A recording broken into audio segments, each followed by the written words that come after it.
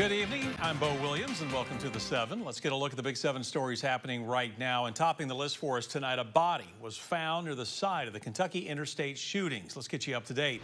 It's been just one day since law enforcement scaled back the search effort. State police say the body was found in the vicinity of exit 49. That is just north of the city of London in Laurel County, Kentucky. The discovery has not been linked, though, to any particular investigation. But it is in the vicinity that's seen a massive manhunt for Joseph Couch, the man who has been named as a suspect in the shootings of 5 people almost 2 weeks ago. Now, state troopers say detectives are still working to confirm the identity of the body. According to our Lexington affiliate, the discovery was made during a live stream posted to YouTube by the operators of the Hatfield-McCoy Museum Adventures, who are apparently tracking several vultures. Now, the video shows them noticing the smell of decaying flesh and then finding a partly decomposed body. Of course, we will keep you posted to see if this discovery does indeed turn out to be the body of Joseph Couch. Again, we just found out, though, there will be a news conference coming up at 8 o'clock. We will monitor that closely for you, and we'll have the latest on WAT.com as well as tonight at 11 o'clock. So keep it tuned to WATE. All right, next week will mark 3 months since the Gay Street Bridge was closed. The closure stemming from what TDOT called a compromised element found during a routine inspection. Officials still do not have a timeline for when the bridge will reopen, but they may be getting closer. Last night, Knoxville City Council voted to add $850,000 to the budget to go toward future repairs of the bridge. Previously, it was announced the bridge would remain closed for further studies. Now, the city plans to hire an engineering firm to provide professional analysis and design services ahead of repairs. According to TDOT, nearly 7,000 vehicles typically cross the bridge every single day. The closure affecting countless communities for both drivers and pedestrians. We used to take the bridge right across just to get to campus every day, and we no longer can do that. And due to all the new apartments they're building, we have to take the other bridge, and we just experience probably twice as long a commute as we would have if we had just taken the bridge that's currently closed down. City's budget amendment will go into effect after the second reading of the ordinance, which will happen on October 1st.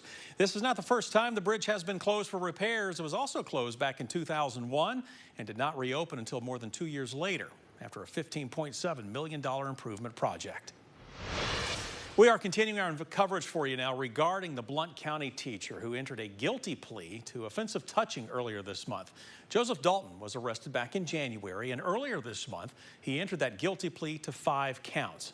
6 News obtained several incident reports involving Dalton dating all the way back some 19 years to 2005. However, he was never charged until this year, and those charges were related only to incidents that happened in September of 2023. According to Blount County Schools, Dalton worked in Friendsville, Walland, and Lanier.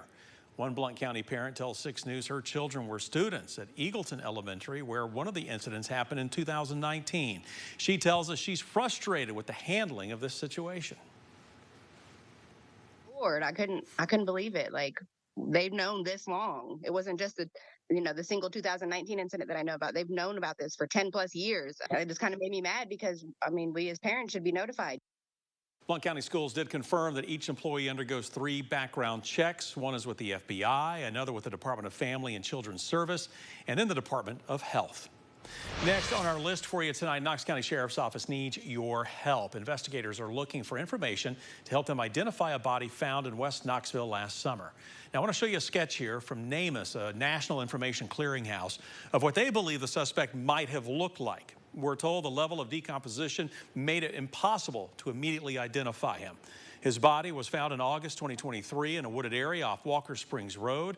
When KCSO first began their investigation, they said there were, quote, no signs of foul play. NamUs also shared some of these pictures of the clothing that had been on the body when it was discovered, and they shared his tattoos, a cross on the outside of his upper right arm and a skull with rotting flesh on his left leg. If you have any information on who this could be, you are asked to contact Detective Jeremy McCord. We do have the number. It's right there at the bottom of your screen, but we'll read it off for you. It's 865-215-2243.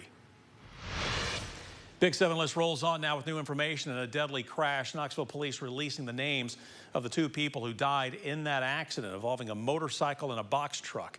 We're told 44-year-old Michael Skates and 43-year-old Alicia Vigander were killed after a motorcycle collided with a box truck in North Knoxville. That wreck happening on Cedar Lane near Central Avenue Pike in North Knoxville. KPD says the motorcycle collided again with the truck, which had almost stopped to make a right-hand turn. Investigators believe the motorcyclist was driving recklessly. A woman who police say was a passenger on the motorcycle died at the scene. The driver of the bike died at UT Medical Center. KPD's reconstruction team is still investigating the crash. A big relief for workers at a West Knoxville post office following talks to move processing operations at the Knoxville Postal Facility. The Postal Service now announcing work will stay right here in Knoxville. Not only that, but the Postal Service will be improving how fast we get our packages. This by investing up to $9 million into the Knoxville facility. The decision to keep processing operations here in Knoxville comes after the facility was put through a type of review. The original plan was for some of the operations to go to bigger nearby hubs like Nashville, costing some people in Knoxville to lose their jobs. However, we saw some pushback, and ultimately the Postal Service decided not to move these services. We're wrapping up the list for you right now with a historic change. The Native American name for the highest peak in the Smokies has now been restored.